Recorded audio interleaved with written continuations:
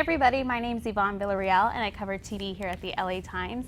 And joining me today, hopefully to help create a Wednesday fun day maybe. Sure. Let's try it. Yeah. Is Aya Cash from You're the Worst. Thanks so much for joining us. Thanks for having me. How's it been? Just in life? Just in life. life. Is great, yeah. You told me off camera that you're gearing up to get into production on season 3. We're all excited. Yeah, me too. We start in a couple weeks, and I just got scripts last night and fell asleep from jet lag, so I haven't read them, but I have You should 4 have brought scripts. them here. We could have read them out loud. Yeah, and then I could be fired. It would be an amazing story. Yeah. Do you have some sense of where things are headed, though? Not a clue. Not a clue. Steven had a couple too many drinks the other day and let slip a couple of things. But they're very minimal, and I'd also, again, be fired if I said anything. Well, I mean, let's talk about what's great about this show, which is we don't have the typical will they, won't they. It's like they have, and we're seeing what's happening.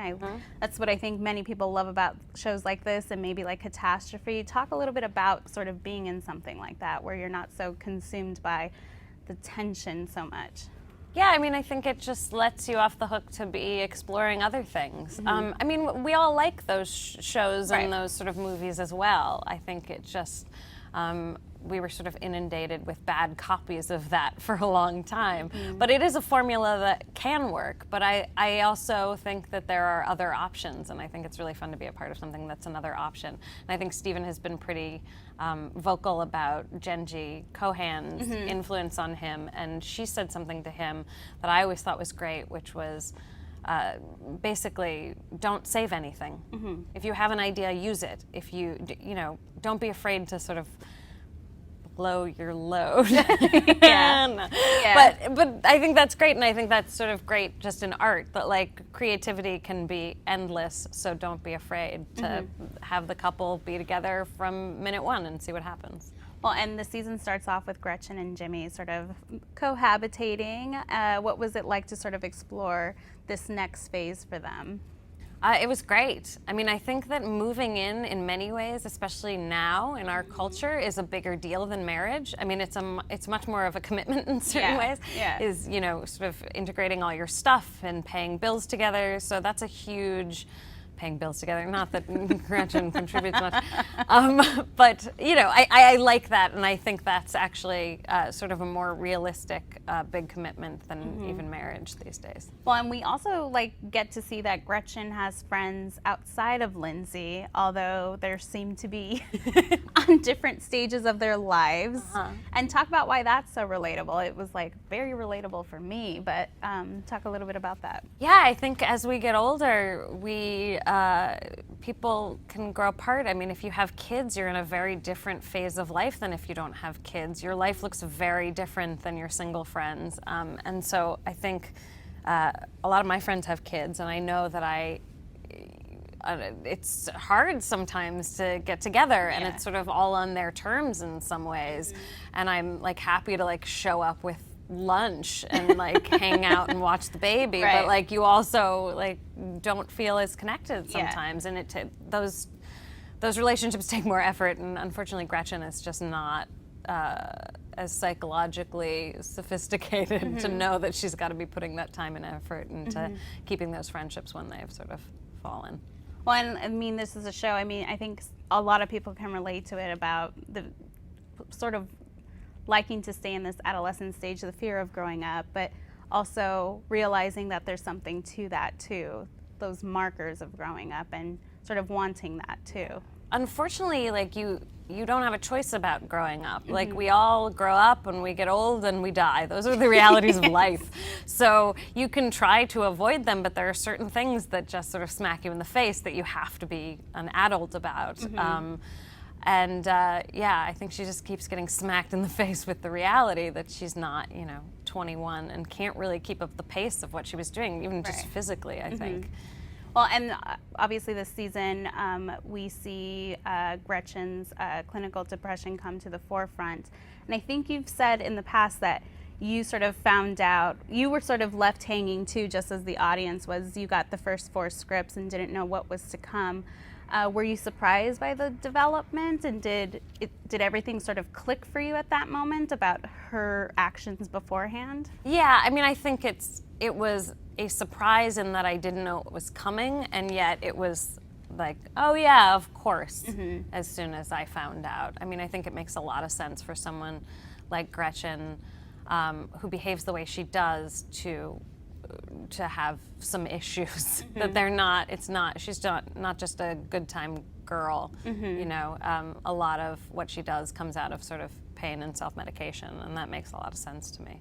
What were the discussions like with you and Stephen about exploring this side? You know, we don't really talk like that much about that kind of stuff. I mean, he was very open if I had any questions or concerns, which I really didn't. I thought it was really in the writing, and you know, actors get a lot of credit for good writing.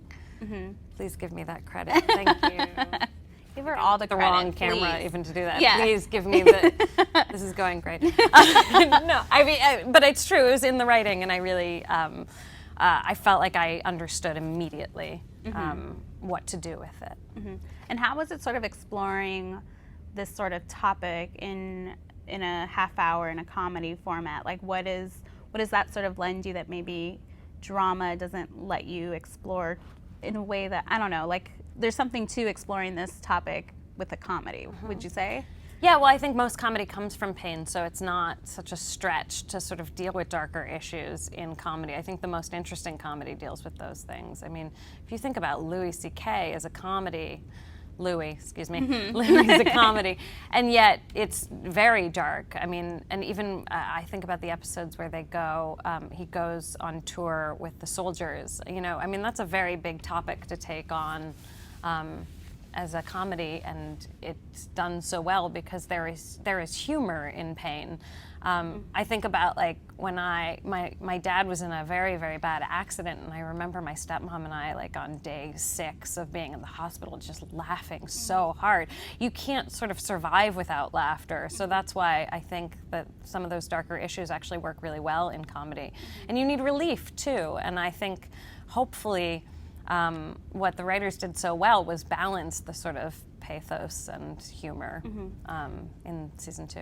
Well, what did you make of the reaction, the response it got? Because I mean, people were very sort of, I mean, there were think pieces written about it.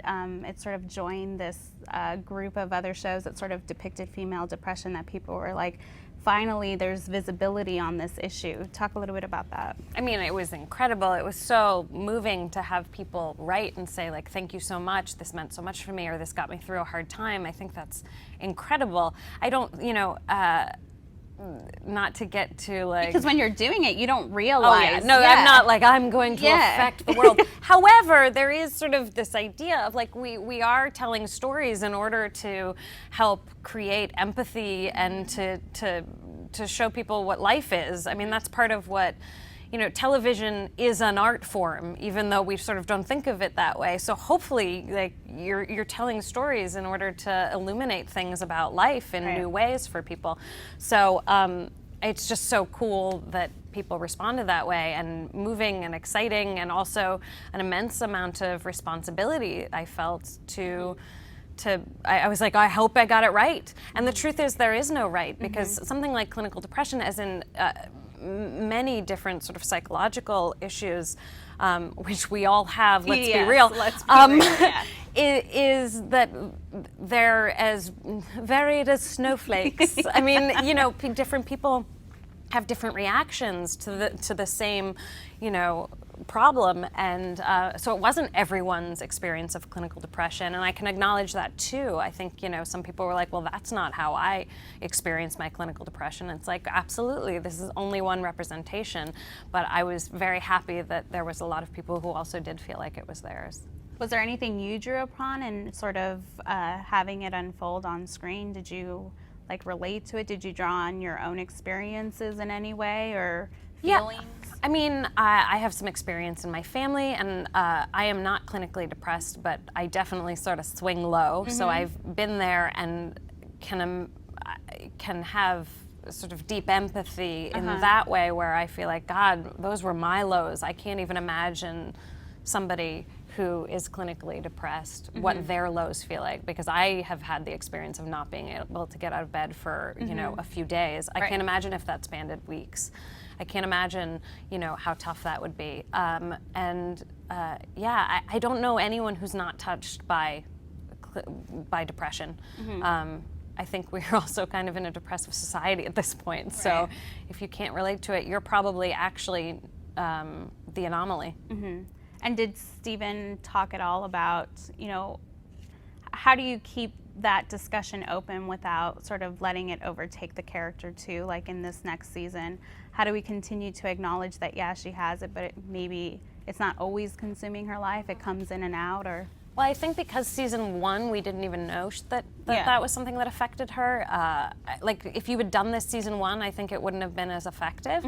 And I think that's the thing, is that, you know, people, I remember I listened to a Sarah Silverman interview talking about her struggles with it, and just like one day it comes on like a fog. She steps off a bus and it hits her in the face, and then months later it disappears as if it's never come in some ways. And sometimes that's because it just goes away. Sometimes it's medication, sometimes it's therapy. I mean, I think there's like a huge wealth of ways to deal with it, and it's usually a combination of things that help sort of alleviate that. But I do think that she can come out of it and sort of be normal Gretchen, and that's what's so fascinating about this, is that it doesn't take over your life at every second, and people can sort of be like, well, you seem fine. Exactly. I think that's something that a lot of people responded to, is like, on the surface you're just trying to have it together, and sometimes it's not together inside. But yeah.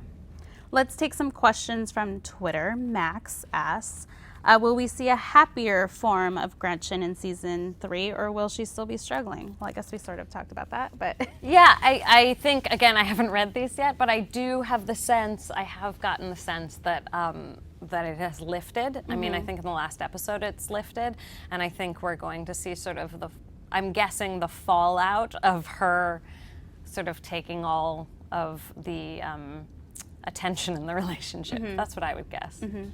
And Julia asks, how did you prepare for that storyline? I think I just prepared for it in the way that I always prepare, which is, you know, I just did my homework and sort of saw what happened in the moment. You know, I've never killed anyone, but I would imagine, like, you know, you can play a serial killer by sort of becoming empathetic in certain ways to different traits, and so I didn't do anything different. How about that line where Gretchen says something like, I don't want him to think my brain is broken. That was so powerful. Yeah, I mean, I think it's a real struggle. Even the diagnosis of clinical depression is a really tough thing for people. The idea that, like, you may have to take drugs or that there might be something wrong is so filled with shame for a lot of people, and that's a really tough thing to sort of admit, or to say, like, you know, is there something wrong with me that needs drugs, and why can't I just, or is there something wrong with me that I can't just fix it myself? And I think that's tough. Yeah. Well, we have another question. Did you have any input on how to play those scenes? Yeah, I mean, I had no input on the writing, thank God, because I'm not a very good writer. But yeah, I mean, they basically let you, on our show, they're very supportive of, like, what you bring, and then if you have sort of an impulse that goes left, they sort of rein you in. So I'd say yes, I had a lot of input, but I wouldn't, I couldn't classify it. How about filming in LA? This show's obviously a very LA show, and you're very much a New Yorker. How was that for you? Did you have fun, or did? Yeah, I mean, I've actually learned to really like LA. I spent so many years hating LA. What did you hate about LA? Tell me. Everything. I mean, name a thing about LA. I hated it. And but then at some point I woke up, I was like, wow, me hating LA does nothing to LA, and it really doesn't make me happy. I mean, there's no point. And I've learned to really appreciate things. I mean, access to nature. The food is great out here. You guys totally rival New York. Jonathan Gold changed my entire relationship to LA. I was going to say, I know you're a fan of Jonathan Jonathan Gold. Absolutely. I was wondering if he's in the office. I was going to suggest we take you down, but I yeah. met him recently. You did? Yeah, we went to the Festival of Books, right? Yes, I did Festival of Books with Nate Cordry's Reading Aloud podcast, and he did an interview with Jonathan Gold. Nice. So you're hitting up all the spots? Yeah, I'd say if anybody hates LA, like read Jonathan Gold and then go out and eat Jonathan Gold recommended food, and you'll learn to like at least not hate LA. We didn't ask her to say that, guys. I swear. I swear. But like $20 later. And I also hear that it was your birthday wish to be on Mr. Robot. Oh my God, I love that show. And it's coming back on my birthday, July 13th. Mr. Robot will be on July 13th. Please give Rami Malek an Emmy. That's what I'm here for, right? That's what you're here for. That's right. He said the same thing about you. Yeah, totes. He totally loves me. Yeah, no, I love that show. And my friend Michael Christopher is on that show. And I'm just constantly like, tell me what's happening, and he won't tell me anything. But, do you have time to watch TV? Is it during these breaks? I sure do. I mean, I told you I swing low. I watch a lot of TV when I'm down. What else is on the list? Very soothing. I mean, I like so many different, I really do. What my friends are like, how do you have time? And then I feel like I've missed so much too. There's a lot. I mean, I just got screeners for things and I was like, oh yeah, I have to see that show and that show. How is it being part of the FX and FXX comedy like troupe there? Like, it's great. I mean, honestly, like, no BS, no $20 bill in my pocket from FX, but they are just a great place to work. They're a very small company, actually, in terms of the amount of executives that are there. So we know everybody by name, and everybody's like treated like humans, which is not normal in this business. You know, I'm sort of like used to, the actors are sort of like the thing on the bottom of the shoe. Yeah. You know, and they've just been wonderful. And can we talk about the fan base? Because though they may be modest, and they are die hard. They're modest. Do they're very shy. They wear lots of long sleeves. Long sleeves. But talk about how hardcore these fans are. I mean, yeah, no, it's great. I mean, the best thing is, so I get recognized sometime, which is, you know, new in the last couple of years for me. And what I find so nice about it, as opposed to creepy or weird, is that like anyone who recognizes me watches my show. There's no like, you know, oh, I know who that person is because she's just famous, or they're they're actually like excited because they like to watch the show, and I'm excited that they like to watch the show because we need every single person who's watching. So it's a nice thing. I've not had really a bad interaction with a fan. Everyone's pretty cool and respectful, and like. What do they most often say? This year, they most often talk about the depression and say, you know, I have been affected by it and it was like really important to me. Or my boyfriend has been, and like watching the show and how Jimmy deals with, you know, that interaction has been a really positive one. And then I get a lot of like guys who are like, is Heather single? Like, what's she into? Interesting. I mean, Heather's really hot. Was there a storyline or scene this season that you were really happy to explore or get to do? Or I mean, all of it. I just the episode with Justin Kirk and Tara Summers is like so. When I read it, I was like, whoa, what? So that whole episode was really fun to shoot, yeah, when he gives me that monologue, it's pretty incredible. Yeah. So I don't know, but I love it all. I mean, it's disgusting. I love the show. I love my co-stars. I love the writers. I love the props crew. I'm really sad they're not coming back. I mean, I really just, What's one it's thing been a good thing. You would write in if you could for the next season? Rami Malek. I love my husband. I love my husband. I'm not, that's the end of that answer. Maybe Sam's watching too. You could like let him free for a few. I think I've scared him at this point. I mean, I've done so many interviews about how much I love Mr. Robot. Like, I would be like, I'm never hiring that girl because like she's gonna show up to set in like full garb of like, hey. Is Steven like, can you stop talking about that show? Oh, I'm Focus sure. on He's ours. like, hello, we need some attention. Nice. No, I mean, Stephen loves good TV too. And is the plan then still to have season 3 pick up right where we left off? I think Yes. that was the initial plan, staying with that. Yes. So the only part of this next season that I have read is the very first scene, and then I fell asleep. And not because it was the bad, writing was bad. but let's lower expectations so people can be blown away yet again. Yes, and it's like 2 days after, I think. Okay. Very cool. Well, we look forward to seeing it and catching up with the show. Thanks so much for joining us today. Really appreciate it. And I will go on Twitter and answer any other Twitter questions that didn't get asked on this. She will. So don't worry. Thank you guys so much for tuning in. And Rami, your girl, she's right here, just saying, make it happen. Thanks so much for joining us, guys.